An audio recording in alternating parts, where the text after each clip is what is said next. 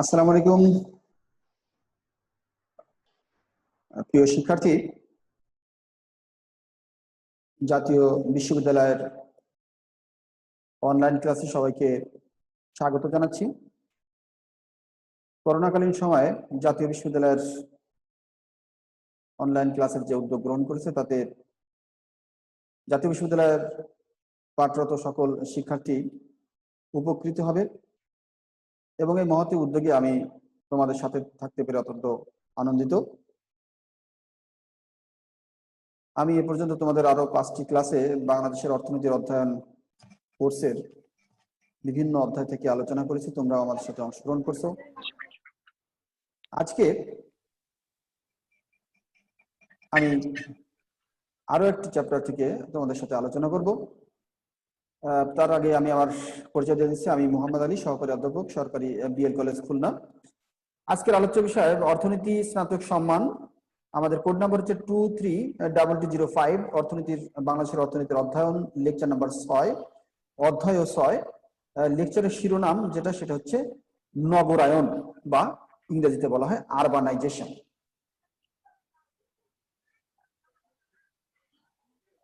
আমাদের আজকের পাঠ নগরায়নের সংজ্ঞা, বাংলাদেশের নগরায়নের কারণসমূহ, নগরায়নের প্রভাব, নগর কেন্দ্রীভূতকরণ বা পিন্ডি ভবন এবং নগর পরিকল্পনা। প্রিয় শিক্ষার্থী, আজকের পাঠের শিক্ষণফল অর্থাৎ এই পাঠ থেকে তোমরা যা শিখতে পারবে তা হচ্ছে, পাঠ শেষে শিক্ষার্থীরা নগরায়নের সংজ্ঞা বলতে পারবে, নগরায়নের উপাদান সমূহ বা কম্পোনেন্ট গুলো তোমরা বলতে পারবে, বাংলাদেশের সমাজ জীবনে নগরায়নের প্রভাব আলোচনা করতে পারবে, নগর কেন্দ্রীভূতকরণ কি তা বলতে পারবে, নগর পরিকল্পনার লক্ষ্য ও উদ্দেশ্য ব্যাখ্যা করতে পারবে। আমরা শুরুতে আসি, নগরায়ন জিনিসটা কি। কোন সমাজ বা দেশে বন্দর বা নগর গড়ে ওঠা বা প্রতিষ্ঠা করাকে বলা হয় নগরায়ন। এটি একটি ইংরেজি শব্দ, আরবানাইজেশন। এই প্রতিশব্দটির অর্থ হচ্ছে নগরায়ন। সমাজ বিজ্ঞানী লুইস ওয়ার্থ 1938 সালে প্রথম আরবানিজম বা নগর মানসিকতা এই শব্দটি ব্যবহার করেন। এখন সহজ কথায়, গ্রামীণ জীবন প্রণালী ছেড়ে নগরের জীবন প্রণালী, জীবনযাত্রা গ্রহণ করার নামই হচ্ছে নগরায়ন।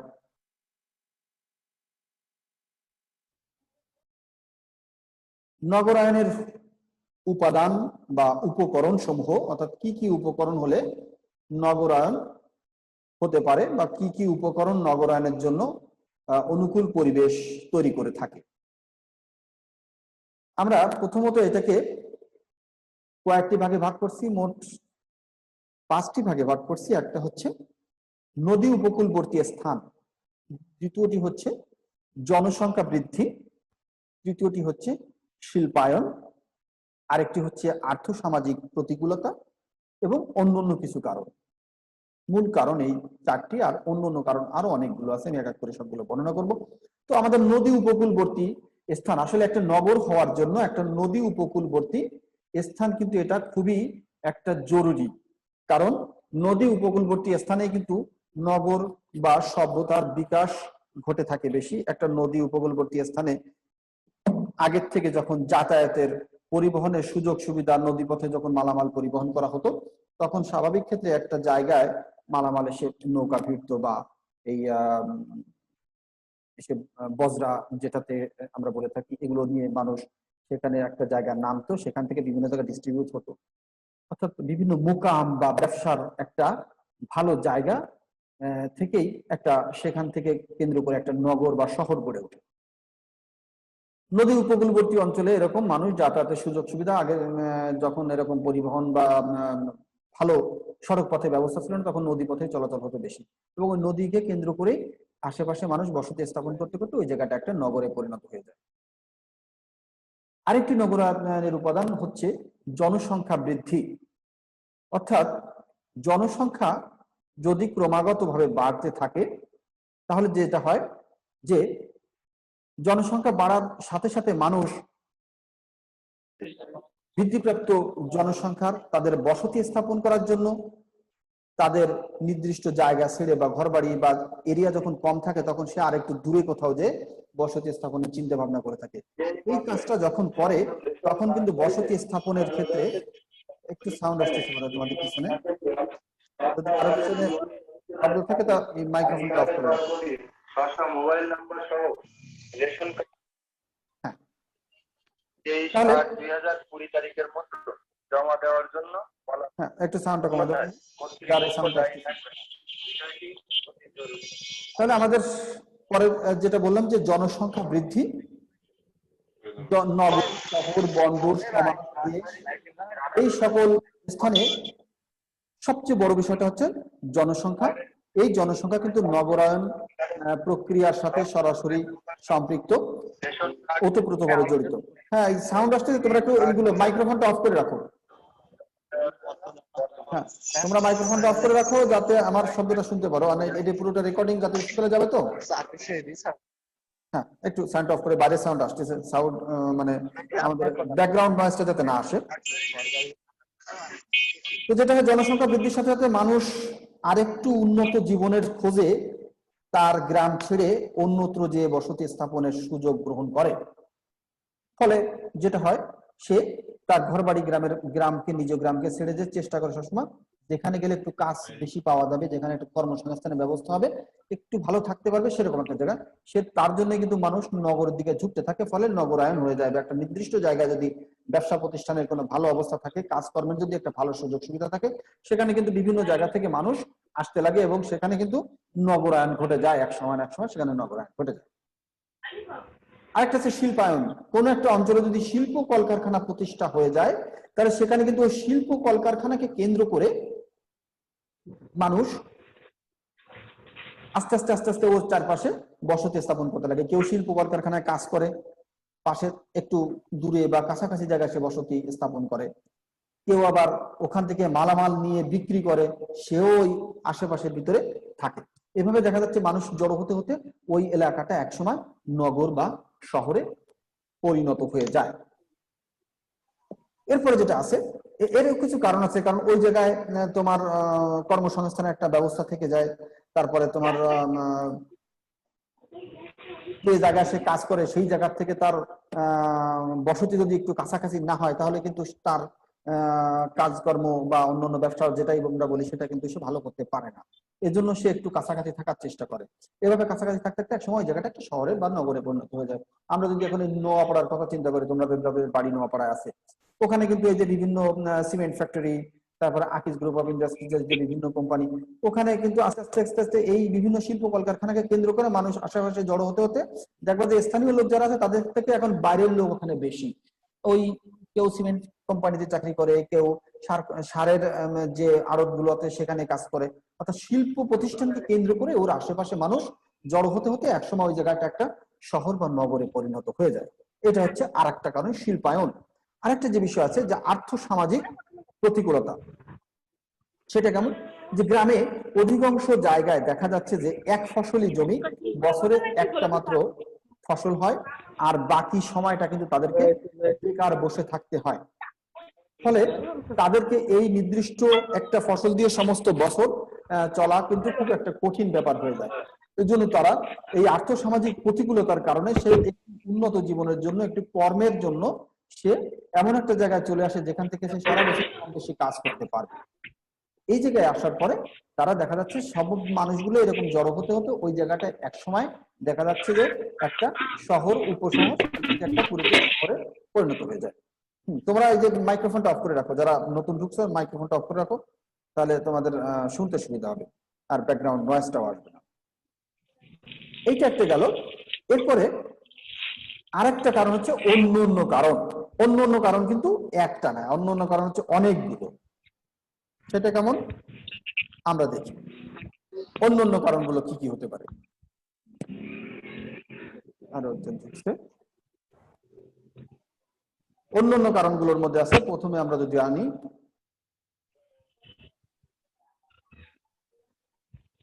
অন্যান্য উপাদান সমূহ। অন্যান্য যে উপাদানগুলো আছে তার মধ্যে প্রথমে আছে বিজ্ঞান এবং প্রযুক্তির সমৃদ্ধি। যেহেতু আমরা জানি যে একবিংশ শতাব্দীতে পুরোপুরি আমরা বিজ্ঞান এবং প্রযুক্তির উপরে নির্ভরশীল।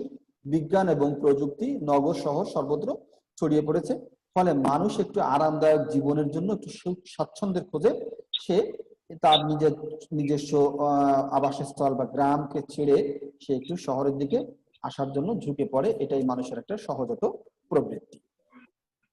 কেন্দ্রীয় প্রশাসন অর্থাৎ কোনো একটি এলাকায় বা কোনো একটি জায়গা থেকে যদি দূরবর্তী জায়গা হয়, প্রশাসনিক এলাকাটা জেলা পরিষদ কিংবা উপজেলা পরিষদ কিংবা বিভাগ এরকম যদি থাকে, যেখানে প্রশাসনিক কার্যক্রমের জন্য প্রায় যাওয়া লাগে কিন্তু তার বাড়ির থেকে অনেক দূর, ফলে সে যদি ওই জায়গায় তার কাজ থাকে বা চাকরি থাকে বা কর্মসংস্থানের ব্যবস্থা ওখানে হয়, তাহলে স্বাভাবিক ক্ষেত্রে কিন্তু সে ওই শহরে বা ওই বিভাগের ভিতরেই অফিসের কাছাকাছি জায়গায় কিন্তু সে থাকার চেষ্টা করবে।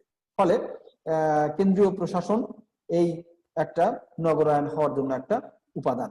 যেমন উপজেলা পর্যায়ে উপজেলা পরিষদে কিন্তু এরকম উপজেলার পর্যায়ে দেখো উপজেলা একটু মানুষের ঘনবসতি আছে, সেখানে আস্তে আস্তে আস্তে একটা নগরের মতো অবস্থা আবহাওয়া তৈরি হয়েছে। এরপরে আছে আমাদের যেটা, সেটা হচ্ছে সংস্কৃতির বিকাশ। সেটা কেমন? যে মানুষ করে জীবিকা নির্বাহ করে কিন্তু তার একটা সংস্কৃতি নিয়ে সে বাঁচে। সে তার সমমনা সংস্কৃতি সম্পন্ন লোকদের কাছেই থাকতে ভালোবাসে। সে তার সংস্কৃতিকে ঘৃণা করে এমন লোকদের কাছে কিন্তু সে সাধারণত থাকে না। ফলে তার সাংস্কৃতিক আনন্দ, তার সাংস্কৃতিক দিকটা যেখানে পরিপূর্ণ হবে সেখানে সে থাকবে। অর্থাৎ এক একটা এলাকার এক একটা কালচার থাকে। ওই ধরনের মানুষ কুমিল্লার লোকজন এসে খুলনার লোকের সাথে এভাবে মিশে চলতে পারবে না। বরিশালের লোক দেখা যাচ্ছে আরেক জায়গায় টিকতে পারবে না। আবার দেখা যাচ্ছে ওই নর্থ বেঙ্গলের লোক এসে খুলনা এসে থাকতে পারবে। সুতরাং তারা যে কালচারটা আছে সেই কালচারটা তারা ছোটবেলা থেকে ডেভেলপ করে আসছে এবং তাদের একই কালচারের লোকজন একই এলাকায় বসবাস করে আসছে। এই হচ্ছে একটা বিষয়। একই ধরনের ধর্মীয় চেতনার লোকজন এক জায়গায় একটু বেশি বেশি বসবাস করে থাকে। এটা কিন্তু মানুষের একটা সহজাত প্রবৃত্তি। পবিত্র স্থান, কোন একটি পবিত্র স্থান যদি থাকে কোথাও, তাহলে ওই জায়গাকে কেন্দ্র করে কিন্তু মানুষের বসতি গড়ে উঠতে পারে। যেমন এই যে আমরা আজমির শরীফ ভারতের, কিংবা বাংলাদেশের সিলেটের যে মাজারগুলো আছে, বাগেরহাটের যে খান জাহান আলীর মাজার আছে, এরকম মাজারকে কেন্দ্র করে কিংবা কোনো একটা মঠ কিংবা একটা ধর্মীয় পূজার স্থান বা মন্দিরকে কেন্দ্র করে সেখানে কিন্তু মানুষের আনাগোনা আস্তে আস্তে বাড়তে থাকে এবং ওই জায়গা থেকে কিছু কিছু লোকের কর্মসংস্থানের ব্যবস্থা হয়ে থাকে এবং কিছু কিছু লোক ওই জায়গা থেকে রেগুলার আসা যাওয়ার জন্য এখানে আস্তে আস্তে ঘর বাড়ি তৈরি হয়ে যায় এবং আস্তে আস্তে সেখানে মানুষ বসতি স্থাপন করে দেয় এবং সেই জায়গাটা ক্রমান্বয়ে জনবহুল এলাকায় পরিণত হয়ে যায় এবং একটা নগরীতে পরিণত হয়ে যায়। এর পাশে সেনানিবাস, কোন একটা বিল বা কোন একটা দূরে যদি প্রত্যন্ত অঞ্চলে যদি একটা সেনানিবাস হয়, স্বাভাবিক ক্ষেত্রে ওই সেনানিবাসকে কেন্দ্র করে আশেপাশে ঘর বাড়ি তৈরি হয়, গ্রাম তৈরি হয়, হতে হতে হতে হতে একসময় ওই জায়গাটা কিন্তু বেশ জনবহুল এলাকায় পরিণত হয়ে যায়। ওই সেনানিবাসের কারণে বাংলাদেশের যদি আমরা চিন্তা করি, সাভারের, তারপরে কুমিল্লা সেনানিবাস, চট্টগ্রাম সেনানিবাস, এরকম সেনানিবাসকে কেন্দ্র করে ওই অঞ্চলগুলো ক্রমান্বয়ে নগর বা শহরে পরিণত হয়ে গেছে। এটা কিন্তু আরো একটি উপাদান। এরপরে যে উপাদানটি আছে সেটি হচ্ছে শিক্ষা প্রতিষ্ঠান। অর্থাৎ কোনো একটি এলাকায় যদি ভালো মানের একটা শিক্ষা প্রতিষ্ঠান থাকে, মানুষ কিন্তু স্বাভাবিকভাবে সেদিকে বা তার শিক্ষা প্রতিষ্ঠানের কাছাকাছি জায়গায় যে বসতি স্থাপন করে ভাড়া থাকুক, জায়গা কিনে হোক, সেখানে আস্তে আস্তে মানুষ থাকার চেষ্টা করে এবং তাই করতে করতে এক সময় ওই জায়গাটা জনবহুল হয়ে যায়, ওই জায়গাটা একটা শহরে পরিণত হয়ে যায়। আমাদের যে বিএল কলেজ যদি আমরা ধরি, এটা কিন্তু খুলনা শহর থেকে একটু দূরে, কিন্তু আস্তে আস্তে আস্তে আস্তে এখানে মানুষ বসতি স্থাপন করতে করতে করতে করতে করতে এখন কিন্তু একটা এই এলাকাটা একটা শহরে পরিণত হয়ে গেছে, সিটি কর্পোরেশনের মতো অবস্থায় পরিণত হয়ে গেছে। খুলনা বিশ্ববিদ্যালয়টা একটা বিল জলাভূমি ছিল ওই এলাকাটা, কিন্তু খুলনা বিশ্ববিদ্যালয় স্থাপন করার পরবর্তীতে এখন দেখবা যে ওই এলাকার জমির দাম অনেক বেড়ে গেছে, অনেক আধুনিক ঘরবাড়ি সেখানে তৈরি হয়ে গেছে এবং অনেক মানুষের বসতি হয়ে গেছে। যে এলাকাটা বিল বা জলাভূমি ছিল সেই এলাকাটা কিন্তু এখন সিটি কর্পোরেশনের ভিতর চলে আসছে। তাহলে এইভাবে মানুষ এক একটা জায়গাকে কেন্দ্র করে, এক একটা উদ্দেশ্যকে কেন্দ্র করে এরকম বসতি গড়ে তুলতে পারে। ব্যবসায় বাণিজ্যের স্থান, কোনো একটা জায়গা যদি ভালো ব্যবসা বাণিজ্যের জন্য উপযুক্ত স্থান থাকে, স্বাভাবিক ক্ষেত্রে ওই জায়গায় মানুষের আনাগোনাটা বেশি হবে। যদি কোনো জায়গায় একটা বিশাল মোকাম থাকে যে মৌসুমী ফসল সবগুলো ওই জায়গাতে কেনা বেচা হয়, ধান চাল কেনা বেচা হয়, তিল সরিষা কেনা বেচা হয়, পেঁয়াজ রসুন কেনা বেচা, অর্থাৎ এই জায়গাটায় বিভিন্ন জায়গায় ওখান থেকে ডিস্ট্রিবিউট হয়ে যায়, বিভিন্ন জায়গায় ওখান থেকে ফল ফলাদি যে কোনো কিছু ওই জায়গা, সব জায়গা থেকে গ্রামের থেকে উঠায় এনে ওই জায়গায় আনে এবং ওই জায়গা থেকে সব জায়গায় ডিস্ট্রিবিউট হয় বা বিক্রয় হয়, পরিবহন করা হয় ওখান থেকে। তাহলে ওই জায়গাটাকে কেন্দ্র করে মানুষের বসতি আস্তে আস্তে গড়ে উঠবে এবং ওই জায়গাটা কিন্তু এক সময় শহর এবং নগরেতে পরিণত হয়ে যাবে। এই গেল আর একটা বিষয়। এরপরে যে বিষয়টি আসবে সেটি হচ্ছে ব্যবসা বাণিজ্যের স্থানের পরে যোগাযোগ এবং পরিবহন।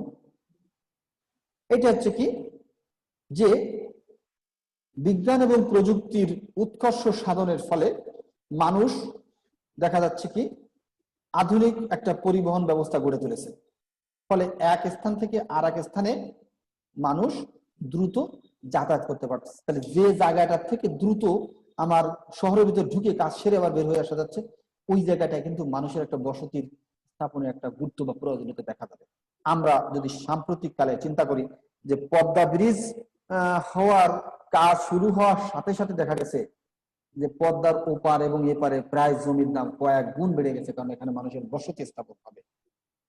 ঢাকা থেকে একটু সরে এসে কেরানীগঞ্জ বা অন্য অন্য এলাকার যে বিশাল বিল ছিল সেসব জায়গা কিন্তু এখন কোলা টাকার জমি বিক্রি হচ্ছে এবং বিভিন্ন প্রপার্টিজ তারা জমি বিক্রয় করছে, অর্থাৎ এখানে বসবাস হবে। তার কারণ হচ্ছে কি এই জায়গা থেকে যোগাযোগ ব্যবস্থা ভালো রাজধানীর সাথে, ফলে মানুষ এই জায়গায় বসবাস করলেও সে চিন্তা করতেছে আমি 1 ঘন্টার ভিতরে আমি রাজধানীতে ঢুকে যেতে পারতেছি, তাহলে আমার এখানে থাকতে সমস্যা নেই। শহরের ভিতরে থাকলেও যানজট থাকতে পারে, সেখানে বিভিন্ন রকম সমস্যা থাকতে পারে, তার থেকে আমি একটু নিরিবিলি পরিবেশে এই জায়গায় থাকলাম, আমার কিন্তু এখান থেকে যোগাযোগ করাটা খুবই সহজ হয়ে যাবে। ঐতিহাসিক স্থান, এরকম কিছু ঐতিহাসিক স্থান, মানুষ যেহেতু প্রাচীন কাল থেকে কিন্তু ভ্রমণ পিপাসু এবং সে বিভিন্ন জায়গায় ভ্রমণ করতে ভালোবাসে, এমনি ঐতিহাসিক স্থানগুলোতেও কিন্তু দর্শনীয় স্থানগুলোতে কিন্তু মানুষ বিভিন্ন সময় সারা বছরই কম বেশি এখানে কিন্তু মানুষের সমাগম হয়ে থাকে। যেহেতু মানুষের সমাগম হয়, মানুষের সমাগম হলে সেখানে কিছু আস্তে আস্তে দোকানপাট তৈরি হয়ে যায়, দোকানপাট তৈরি হয়ে গেলে হোটেল মডেল তৈরি হয়ে যায়, তাদের থাকার ব্যবস্থা তৈরি হয়। এই করতে করতে করতে করতে ওই হোটেলের সাথে জড়িত লোকজন, কর্মজীবীদের সাথে বা অন্য অন্য কাজকর্ম যারা করে, কুলি মজুর, বিভিন্ন পরিষেবা দানকারী সংস্থা, এরা আস্তে আস্তে আস্তে আস্তে আস্তে ওই জায়গায় কিন্তু বসতি বা তাদের আবাসন এর একটা ব্যবস্থা তৈরি হয়ে যাবে, ওই জায়গাটা আবার জনবহুল স্থানে পরিণত হয়ে যাবে, ওই জায়গাটা এক সময় একটা নগরী বা শহরে পরিণত হয়ে যায়। এটা হচ্ছে আর একটা কারণ। এরপরে হতে পারে বিনোদন এলাকা। কোন একটি জায়গা যদি এরকম বিনোদন এলাকা থাকে, ভালো একটি চিড়িয়াখানা থাকে, কোনো একটা জাদুঘর থাকে, কোনো একটা পার্ক থাকে, তাহলে ওই জায়গাটাকে কেন্দ্র করে আশেপাশে কিন্তু মানুষের আনাগোনা বাড়তে থাকে।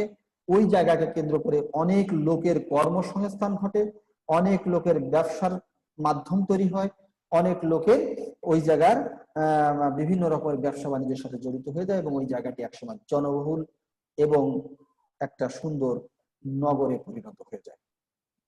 এইটা গেল আরো একটি উপাদান। এরপর আছে শিল্প প্রতিষ্ঠান স্থাপন। সেটা কেমন?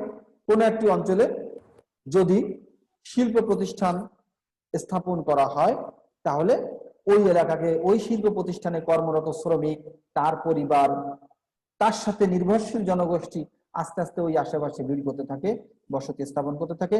তাদের আবার বিভিন্ন বাজার সদাইয়ের জন্য বিভিন্ন মুদি দোকান গড়ে ওঠে, তাদের বিভিন্ন পরিষেবার জন্য দেখা যাচ্ছে যে জুতো স্যান্ডেল আসবাবপত্র, এই আস্তে আস্তে এগুলো এখানে আশেপাশে দোকানপাট হতে থাকে। এক সময় ওই এলাকাটা জনবহুল স্থলে পরিণত হয়, নগরে পরিণত হয়। যেটা আমি আগেই বলছি যে নোয়াপাড়া, আমি মাসুমকে উদাহরণ দিয়েই বলছি যে নোয়াপাড়া জায়গাটা কিন্তু ঠিক এইভাবে একটা নগরী বা শহরে পরিণত হয়ে গেছে। এটা গেল আমাদের নগরায়নের উপাদান সমূহ। স্ক্রিনে এখানে একটা কিছু যেন একটা দাগ পড়ছে, এটা তোমরা দেখতে পাচ্ছ নাকি, এই যে মাঝখানে জি স্যার, দাগ পড়ছে একটা স্যার। কিসের, এটা তো আমি নিজেও বুঝলাম না। যাই হোক, এখন আমরা আসি বাংলাদেশে নগরায়নের প্রভাব বা বাংলাদেশের সমাজ জীবনে নগরায়নের প্রভাব। এখানে আবার আহ, চলে আসছে বোধহয়। আমরা আবার পিছনে ফিরে যাই।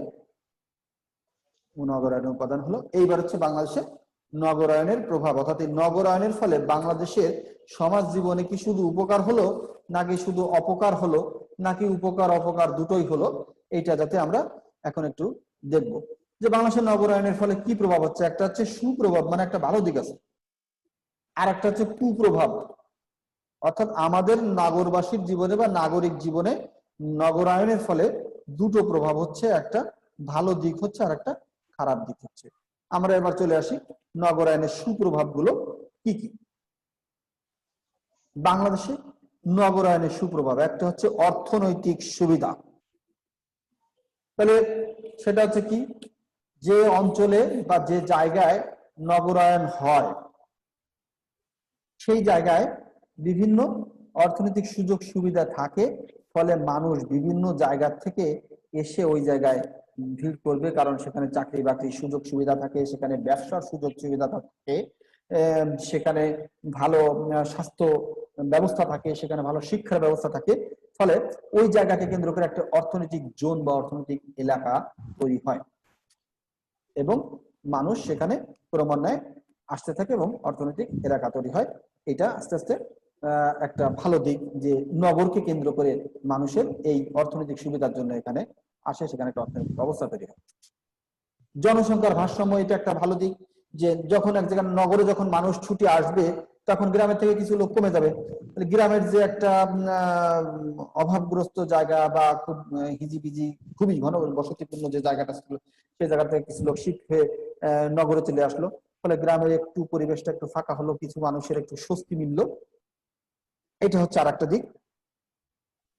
এরপরে যেটা আছে যে নগরায়নের ফলে আর একটা যেটা হয়ে থাকে শিল্পের বিকাশ। কোনো একটি এলাকা যদি নগর হয় বা নগরায়ন হয়, সেখানে যে শিল্পগুলোকে কেন্দ্র করে নগর হয়েছে কেন, তারপরে দেখা যাচ্ছে তার সাথে কিছু সাপোর্টিং আরো কিছু শিল্প ওখানে কিন্তু স্থাপিত হয়ে যায়। যেমন হতে পারে যে ওই জায়গায় যদি স্বাভাবিক ক্ষেত্রে আমরা খুলনার পাটকলকে আমরা চিন্তা করি, তাহলে পাটকে কেন্দ্র করে কিন্তু একটা শিল্প হলো এবং এই শিল্পের সাথে অনেক লোক জড়িত থাকার কারণে এই জায়গাটায় ব্যাপক জনবসতি তৈরি হলো এবং এখানে মানুষের কিন্তু বসবাস তৈরি হলো। এবার পাট থেকে পাটজাত দ্রব্য উৎপাদন যারা করবে তাদেরও একটা শিল্প তৈরি হয়ে গেল, তাহলে আর একটা শিল্পায়ন হলো, একটা শিল্প থেকে আর একটা শিল্পায়ন হয়ে গেল। এইবার দেখা যাচ্ছে যে পাটজাত দ্রব্য থেকে যে এবার পাট ক্রয় বিক্রয় মানে পাটের ক্রয় বিক্রয়ের জন্য একটা ব্যবসায়িক শ্রেণী সেখানে আসলো। তারপরে দেখা যাচ্ছে পাটজাত দ্রব্য তোমার চট, থলে, দড়ি, এই বিভিন্ন দ্রব্য সামগ্রীর জন্য আর একটা শিল্প সেখানে তৈরি হয়ে যেতে পারে। আবার দেখা যাচ্ছে যে সেখানে ওর সাথে সাপোর্টিং আরো কিছু শিল্প, যেমন হার্ডবোর্ড মিল এখানে তৈরি হয়েছিল, এখানে নিউজ প্রিন্ট মিল তৈরি হয়েছিল, এরকম কিছু সহায়ক আরো অন্য শিল্প তৈরি হয়ে যায়। এইভাবে আস্তে আস্তে আস্তে আস্তে বিভিন্ন একটা শিল্পকে কেন্দ্র করে একটা যখন শহর তৈরি হয়, সেই শহর থেকে আস্তে আস্তে আরো অন্য শিল্পের বিকাশ ঘটে থাকে। নগরায়নের ফলে যে ঘটনাটি ঘটে যে ব্যবসা বাণিজ্যের গতি বৃদ্ধি পায়, অর্থাৎ নগরায়ন হলে সেই অঞ্চলে ব্যবসা বাণিজ্যের গতি বৃদ্ধি পায়, সেখানে বিভিন্ন শ্রেণীর মানুষের পেশার মানুষের আনাগোনা ঘটে, কেউ সরাসরি ব্যবসার সাথে জড়িত, কেউ পাইকারি ব্যবসার সাথে জড়িত, কেউ খুচরা ব্যবসার সাথে জড়িত, কেউ উৎপাদনের সাথে জড়িত, কেউ আবার দেখা যাচ্ছে উৎপাদনশীল কার্যক্রম রক্ষণাবেক্ষণ দেখাশোনা প্রশাসনিক কার্যক্রমের সাথে জড়িত। ফলে এক বিশাল শ্রেণীর মানুষের সেখানে কর্মসংস্থানের ব্যবস্থা হয় এবং ব্যবসা বাণিজ্যের কিন্তু গতি বৃদ্ধি পায়, যাতে করে বিভিন্ন শ্রেণী পেশার মানুষের যদি ব্যবসা থাকে, একজনের ব্যবসার সাথে আরেকজনের ব্যবসাকে পিছিয়ে ফেলে দেওয়ার জন্য তাদের ভিতরে একটা দেখা যাচ্ছে যে অলিখিত প্রতিযোগিতার সৃষ্টি হয়। ফলে এখানে কিন্তু ব্যবসা বাণিজ্যের গতি বৃদ্ধি পায়, কে কতভাবে প্রতিদ্বন্দ্বিতা করে তার ব্যবসাকে টিকিয়ে রাখতে পারে, কে কত বেশি মুনাফা অর্জন করতে পারে, এরকম একটা প্রতিদ্বন্দ্বিতা তাদের ভিতরে তৈরি হয়ে যায়। এরপরে যে বিষয়টি থাকবে যে কর্মসংস্থানের সুযোগ বৃদ্ধি, অর্থাৎ কোন অঞ্চলে যদি নগরায়ন ঘটে থাকে, নগরায়নে বিভিন্ন যে কথা বললাম বিভিন্ন মানে পেশা, বিভিন্ন ইসের সৃষ্টি হয়, ব্যবসা বাণিজ্য শিল্পায়ন হয়ে থাকে, স্বাস্থ্য ব্যবস্থার উন্নয়ন হয়, তারপর দেখা যাচ্ছে যে সেখানে শিক্ষার উন্নয়ন হয়, ফলে এর সাথে বিভিন্ন জড়িত মানুষের কর্মসংস্থান ক্রমান্বয়ে বাড়তে থাকে। এই একটা বিষয় এখানে দেখা যাচ্ছে। আরেকটি বিষয় আছে, সেটা হচ্ছে চিকিৎসা ব্যবস্থার উন্নয়ন। নগরায়ন যদি হয় সেখানে যেহেতু মানুষ ক্রমান্বয়ে বাড়তে থাকে, আর মানুষ বাড়তে গেলে সেখানে মানুষের বিভিন্ন রোগ বালাই অসুখ বিসুখ এটা তো আসবেই। যখনই আসবে তখন স্বাভাবিক ক্ষেত্রে দেখা যাচ্ছে যে এই তাদের নগরবাসীদের সুযোগ সুবিধা দেওয়ার জন্য সেখানে চিকিৎসা ব্যবস্থার কিন্তু উন্নয়ন ঘটবে। এই নগরবাসীদের ভিতরে উচ্চ শিক্ষার জন্য শিক্ষা প্রতিষ্ঠানের বিস্তার ঘটবে এবং সেখানে শিক্ষার প্রসার ঘটবে। ফলে দেখা যাচ্ছে যে শহর থেকে গ্রামে শিক্ষার হারটা এজন্য একটু বেশি হয়ে থাকে। এরপরে যে বিষয়টি আছে সেটি হচ্ছে নগরায়নের কুপ্রভাব, খারাপ দিকগুলো। নগরায়নের ফলে যেমন ভালো কিছু দিক আছে, তেমনি কিছু কিছু খারাপ দিকও আছে। যেমন শহুরে বেকারত্ব বৃদ্ধি, অর্থাৎ নগরায়নের ফলে যেমন মানুষের অর্থনৈতিক সুযোগ সুবিধা থাকে, বিভিন্ন ধরনের কর্মে মানুষ লিপ্ত হতে পারে, মানুষ নানান প্রকার কর্মসংস্থানের ব্যবস্থা নিতে পারে, স্বাস্থ্য সুবিধার উন্নয়ন ঘটে, শিক্ষা ব্যবস্থার উন্নয়ন ঘটে। তেমনি আরেকটা বিষয় চলে আসে যেখানে শহরে বেকারত্ব বৃদ্ধি। সবাই তো অধিকাংশ লোক গ্রাম থেকে ছুটে আসতে থাকে ওই কর্মসংস্থানের সুযোগ দেখে, ফলে যে পরিমাণে কাজের সুযোগ সেখানে ছিল তার থেকে বেশি পরিমাণে লোক সেখানে এসে আনাগোনা করে। ফলে কিছু লোকের ভিতরে বেকারত্ব থেকে যায়, অর্থাৎ তাদের যে যতটুকু পরিমাণ কাজ পাওয়ার কথা বা যে পরিমাণে তাদের কাজ পাওয়ার কথা ছিল সেই পরিমাণে কাজ তারা পায় না। ফলে কিছু লোক বেকার থেকে যায়, যারা পরবর্তীতে বিভিন্ন সামাজিক অসঙ্গতি অপরাধমূলক কর্মকাণ্ডে যুক্ত হয়। যেমন অপরাধ প্রবণতা বৃদ্ধি, যেটাকে বললাম। যেমন যখন ওই যে কিছু লোক বেকার থেকে যাবে তাদেরও তো বেঁচে থাকার দরকার আছে, তারা তো বেঁচে থাকার তাগিদে তখন অবৈধ পন্থা তারা বেছে নেবে স্বাভাবিক ক্ষেত্রে। তখন চুরি, ছিনতাই, তারপরে বিভিন্ন অবৈধ যেমন মাদক, চোরাচালান, এই কাজগুলোতে তারা জড়িত হবে। ফলে শহরে নগরায়নের একটা খারাপ দিক হচ্ছে যে এখানে তোমার অপরাধ প্রবণতা ক্রমান্বয়ে বৃদ্ধি পায়। এরপরে যে আর একটা বিষয় আছে সেটা হচ্ছে পারিবারিক বন্ধন হ্রাস, অর্থাৎ মানুষ যখন গ্রাম থেকে শহরের দিকে ছুটে আসবে তখন স্বাভাবিক ক্ষেত্রে তাদের পারিবারিক বন্ধন হ্রাস পাবে। তাদের ভিতরে যেহেতু তার বাবা মা, তার আত্মীয় পরিজন, নিকট আত্মীয় যারা আছে তারা কিন্তু গ্রামে রয়ে গেছে, আর এই লোক দেখা যাচ্ছে তার স্ত্রী পুত্র সন্তান নিয়ে শহরে এসে বসবাস করতেছে, কিংবা তার স্ত্রী সন্তান গ্রামে রয়ে গেছে, সে নিজে এসে শহরে এসে কাজ করতেছে, মাসে মাসে বা সপ্তাহে যেয়ে টাকা পয়সা দিয়ে আসছে। ফলে কাছে থাকলে যে ধরনের তাদের ভিতরে ইন্টিমেসি, তাদের ভিতরে যে পারিবারিক বন্ধন ছিল সেই জিনিসটা কিন্তু ক্রমান্বয়ে আস্তে আস্তে কমতে থাকে। আরেকটা জিনিস হয় আয় বৈষম্য বৃদ্ধি। এই নগরায়নের ফলে মানুষের ভিতরে আয়ের একটা ব্যাপক বৈষম্য লক্ষ্য করা যায়, যে এক শ্রেণীর মানুষ যারা কাজ করে, যারা বিভিন্ন ভালো ভালো চাকরি করে থাকে, তাদের ভিতরে কিন্তু তারা বিভিন্ন ধরনের সুযোগ সুবিধা নিয়ে অনেক বেশি অর্থ উপার্জন করে থাকে এবং তারা অনেক টাকা পয়সার মালিক হয়, তারা অনেক অর্থ সম্পদের মালিক হয়।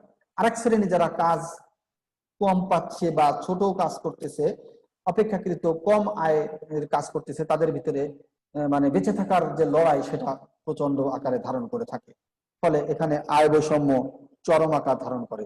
আবার সামগ্রিক দৃষ্টিকোণ থেকে চিন্তা করলে দেখা যাবে যে শহরে বসবাসকৃত জনগণের মাথাপিছু আয় বেশি থাকে, আবার গ্রামে বসবাসকৃত জনগণের মাথাপিছু আয় অনেক কমে যায়। ফলে এদের ভিতরে যে একটা ব্যাপক আয় বৈষম্য সেটা আমরা লক্ষ্য করতে পারি। সামাজিক বন্ধন হ্রাস। তুমি গ্রামে থাকলে তোমার আত্মীয় স্বজন, পরিবার, আত্মীয় স্বজন, বন্ধু বান্ধব, তাদের সাথে যতটা বন্ধন বা ইন্টিমেসি তোমার থাকবে, তুমি শহরে এসে চাকরি করা বা ব্যবসা বাণিজ্য করার কারণে মাসে একদিন কি বছরে একদিন কি উৎসব অনুষ্ঠানে বাড়ি গেলে সেই ধরনের সামাজিক বন্ধন তোমার ভিতরে থাকবে না। ফলে সামাজিক বন্ধন হ্রাস হয়ে যায় এবং সামাজিক অস্থিরতা সৃষ্টি হতে পারে। এই যেটা আমি বললাম সামাজিক অস্থিরতা, এই সামাজিক অস্থিরতা হচ্ছে যে শহরে থাকলে ক্রমাগত ভাবে তাকে কিন্তু বিভিন্ন কাজ করতেই হবে, টাকা আয় তাকে করতেই হবে, এরকম নানান প্রকারের বিষয় চিন্তা ভাবনা তার ভিতরে মাথায় কাজ করে। ফলে তাকে টিকে থাকতে হবে, বিভিন্ন ধরনের কাজকাম করতে হবে, এই ধরনের চিন্তা ভাবনা তার ভিতরে থেকে থাকে। এতে করে একটা অস্থিরতা তার ভিতরে, সর্বক্ষণিক একটা অস্থিরতা বিরাজ করে থাকে। আরেকটা সমস্যা যেটা, সেটা হচ্ছে পরিবেশ দূষণ। এক জায়গায় যখন বেশি লোক থাকে তখন সবগুলো লোকের আবাসনের কিন্তু সুযোগ সুবিধা শহর দিতে পারে না। কিছু লোক বস্তিতে থাকে, কিছু লোক ভালো এলিট ক্লাসে থাকে, তারা ভালো বিল্ডিং এ থাকে। ফলে এক জায়গায় বেশি লোক হলে সেখানে স্বাভাবিক ক্ষেত্রে বিভিন্ন পরিষ্কার পরিচ্ছন্নতা সমস্যা বা বিভিন্ন ধরনের সমস্যা সেখানে হয়ে থাকে, এবং মানুষ এর ফলে সেখানে দেখা যাচ্ছে যে বিভিন্ন ধরনের সামাজিক অস্থিরতার সাথে সাথে পরিবেশ দূষণের, অর্থাৎ ময়লা আবর্জনা যেখানে সেখানে ফেলা, স্বাস্থ্যবিধি মেনে না চলা, এরকম একটা অবস্থা পরিবেশ সেখানে তৈরি হয়। এটা হচ্ছে আমাদের আরেকটা নগরায়নের কুপ্রভাব। তাহলে আমরা এতক্ষণ আলোচনা করলাম যে নগরায়নের ফলে সমাজ জীবনের ভালো দিকগুলো বা সুপ্রভাবগুলো কি কি, এবং নগরায়নের ফলে সমাজ জীবনে খারাপ প্রভাব বা কুপ্রভাবগুলো কি কি। এটুকুর ভিতরে যদি কোনো প্রশ্ন থাকে বলতে পারো, তা না হলে আমি পরের স্লাইডে যাব। দেখো, আশা করি বুঝতে পারছো। এবার আমরা পরের স্লাইডে যাই। দেখো, আমরা একটা ছবি লক্ষ্য করি, একটু ভালোভাবে দেখো ছবিতে কেমন কি মনে হচ্ছে।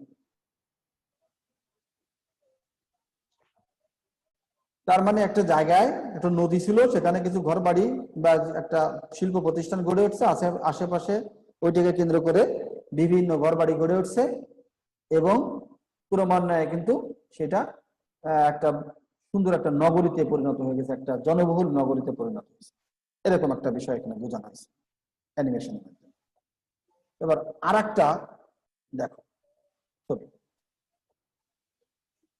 দেখো আগে একটা শহরে লাল ছিল, ক্রমান্বয়ে আস্তে আস্তে লাল অংশটা বাড়তে বাড়তে বাড়তে বাড়তে সব জায়গায় ছড়িয়ে গেল। একটা ছিল, একটা থেকে দুটো, তিনটে, চারটে, এরকম বিভিন্ন জায়গা। অর্থাৎ শহর বা নগর একটা জায়গায় প্রথমে তৈরি হলো, সেখান থেকে তার আশেপাশে তার পার্শ্ববর্তী এলাকা আর একটা শহর তৈরি হলো, তার পাশে আর একটা শহর তৈরি হলো, তার পাশে এইভাবে সবকটা শহর মিলে একটা বড় শহরে পরিণত হয়ে গেল। এরকম একটা অবস্থা এখানে দেখানো হয়েছে। আমরা তাহলে চলে আসি, আমাদের যে ছবিটা দেখালাম তা আসলে মূল মানে যেটা বক্তব্য ছিল সেটা হচ্ছে নগর একত্রিতকরণ বা পিন্ডি ভবন যেটাকে বলা হয়, বা পিন্ডিকরণ, অর্থাৎ আরবান কনসেন্ট্রেশন। তাহলে সেই জিনিসটা কি, যখন কোন একটা নগরের পাশে একটু কাছাকাছি বা দূরে, অল্প দূরে আর একটা নগর থাকে, এই দুটো নগর দুই দিক দিয়ে সম্প্রসারণ হতে হতে হতে হতে দেখা যায় মাঝের অল্প কিছু জায়গা এই অঞ্চলটা একটা শহর বা নগরের ছোঁয়া লেগে যায়। এর কিছু অংশ এই শহরের থেকে সুযোগ সুবিধা গ্রহণ করে, এর কিছু অংশ এই সুবিধা সাবার্ব বা এটাকে বলা হচ্ছে তোমার শহরতলি, এই শহরতলির লোকজন ক্রমান্বয়ে দুই শহর থেকে সুযোগ সুবিধা গ্রহণ করতে থাকে। এক পর্যায়ে করতে করতে করতে করতে এই দুটো শহর মিলে একটা শহরে পরিণত হয়ে যায়, একটা বড় শহরে পরিণত হয়ে যায়। এরকম ভাবে এক বা একাধিক, দুই, এরকম তিনটে, চারটে, এরকম কতগুলো শহর একত্রীকরণ হতে হতে যখন একটা বৃহৎ শহরে পরিণত হবে, তখন সেটাকে বলা হবে নগর একত্রিতকরণ বা নগর পিন্ডি ভবন। দুটো নগর পাশাপাশি থাকলে তাদের ভিতরে ক্রমবিকাশের সাথে সাথে তাদের মাঝখানে অংশে বিকাশ ঘটতে থাকে, এবং একসময় দুটো শহর এক হয়ে যায়। এটা হলো আমাদের নগর পিন্ডি ভবন বা একত্রিতকরণ। অর্থাৎ আমরা যদি ঢাকা শহরের বিভিন্ন অঞ্চলের কথা চিন্তা করি, এখন ঢাকার ওই যে উত্তরা বা বিভিন্ন অঞ্চল, দেখো ঢাকা এখন এক সময় ছিল ঢাকা সিটি কর্পোরেশন, এখন হয়ে গেছে দুটো, ঢাকা উত্তর সিটি, ঢাকা দক্ষিণ সিটি। তার মানে আশেপাশের উত্তরেও বাড়ছে, দক্ষিণেও বাড়ছে, দুই দিক দিয়ে এরকম বাড়তে বাড়তে ছোট ছোট ক্ষুদ্র ক্ষুদ্র নগরীগুলোকে এক করতে করতে বিশাল শহরে পরিণত হয়ে গেছে।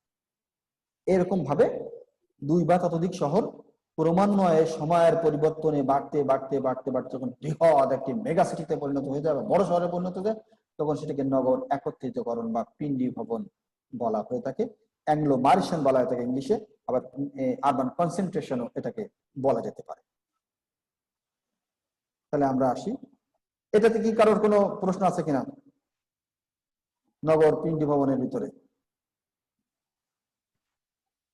আশা করি সমস্যা নাই। এবার আর একটা ছবি আমরা লক্ষ্য করি। দেখো, সুন্দর একটা শহর দেখা যাচ্ছে, সুন্দর শহর, সুন্দর রাস্তা, এক পাশে গাছগাছালি, শহরের মাঝেও আবার গাছগাছালি আছে, আছে না? আর একটা ছবি দেখো, এখানেও দেখো বিভিন্ন জায়গায় ঘর বাড়ি, গাছগাছালি, মাঝখান দিয়ে সুন্দর করে রাস্তা, সুন্দর যোগাযোগ ব্যবস্থা। এই প্রশাসনিক শহরকে কেন্দ্র করে এর দিকে আবাসন গড়ে উঠছে, এই দিকে হয়তো শিল্প কলকারখানাটা না, এই অঞ্চলটা এইদিকে থাকবে। অর্থাৎ একটা শহরের কোন দিকে মানে আবাসিক এলাকা থাকবে, কোন দিকে হাসপাতাল থাকবে, কোন দিকে প্রশাসনিক এলাকা থাকবে, এইরকম কতগুলো চিন্তা ভাবনা করে যখন একটা শহর গড়ে ওঠে, সেই যে প্রক্রিয়া, সেটাকে বলা হয় নগর পরিকল্পনা। যদিও আমাদের বাংলাদেশের নগরগুলো পরিকল্পিত না, খামখেয়ালি ভাবে গড়ে উঠছে, এই কারণে আমাদের অসুবিধাগুলো এত বেশি।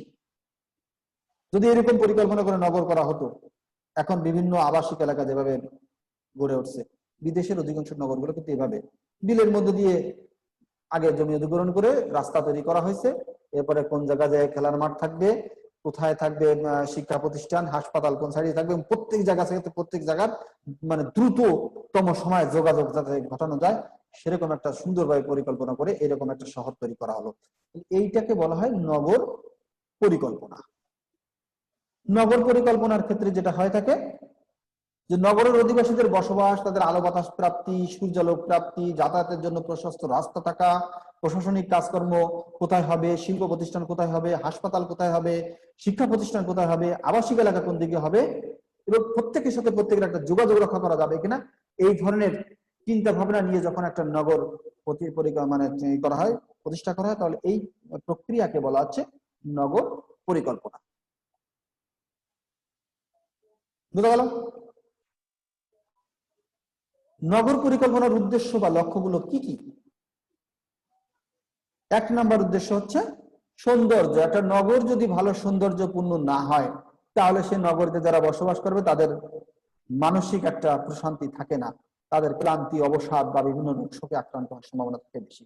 খুব একটা ঘিঞ্জিপূর্ণ জায়গায় বস্তির মতো যদি মানুষ বসবাস করে, তা মানুষের স্বাস্থ্য, শরীর, মানসিক অবস্থা সবসময় কিন্তু ভালো থাকে না। সৌন্দর্যপূর্ণ নগরীতে বসবাসকারী লোকদের একটা মানসিক শান্তি, পরিতৃপ্তি থাকে। আর একটা হচ্ছে সুবিধা, অর্থাৎ ওই নগরীতে কি কি সুবিধা আছে, বুঝা গেল? এই একটা দিক চিন্তা করে নগর পরিকল্পনা করা হয়ে থাকে। আর একটা দিক আছে স্বাস্থ্য, অর্থাৎ ওই নগরীতে বসবাসকারী লোকজনের ভিতরে স্বাস্থ্যকর জীবনযাপন তারা করতে পারতেছে কি পারতেছে না, এই বিষয়গুলো চিন্তা করে যখন নগর তৈরি করা হবে, তখন একটি উত্তম নগর পরিকল্পনা সেটাকে বলা হয়ে থাকে। এবং এটাকে বলা হয় একটা নগর পরিকল্পনার লক্ষ্য এবং উদ্দেশ্য।